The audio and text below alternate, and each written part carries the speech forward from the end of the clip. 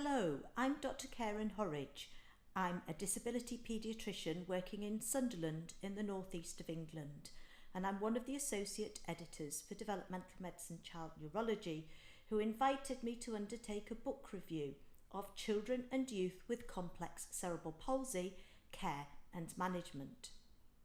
I highly commend this book to all who provide healthcare for disabled children and young people. There is so much in this book for everybody in terms of new knowledge, up-to-date evidence base, but also tackling a range of difficult areas that aren't well covered in conventional teaching. The editors have skillfully brought together a faculty, including young people with cerebral palsies themselves, parent carers, and experts in different aspects of management. So this really is a lovely, up-to-date book with something for everybody to learn from.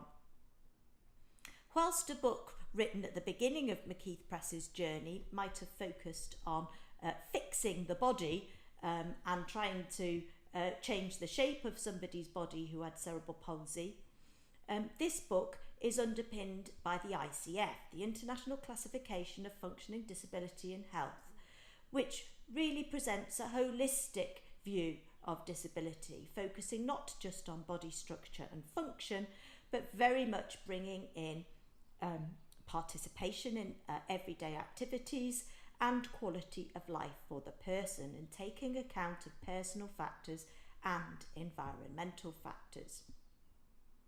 So of course the book starts by explaining what the cerebral palsies are, and then presents the range of functional measures that are available with up-to-date evidence for different domains of functioning.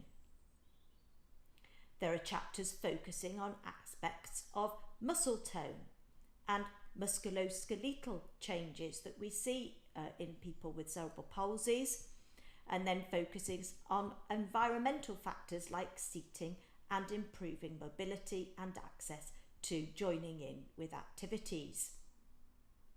Different body systems are covered, and most important, pain is covered, which we know is a major determinant of participation and quality of life for children and young people with cerebral palsies.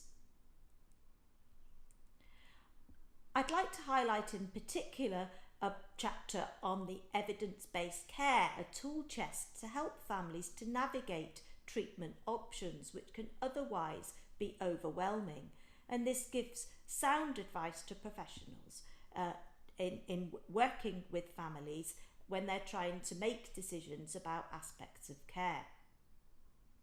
A further chapter covers those difficult topics in decision making about appropriate levels of intervention. Again, a topic that isn't always well covered in conventional syllabuses.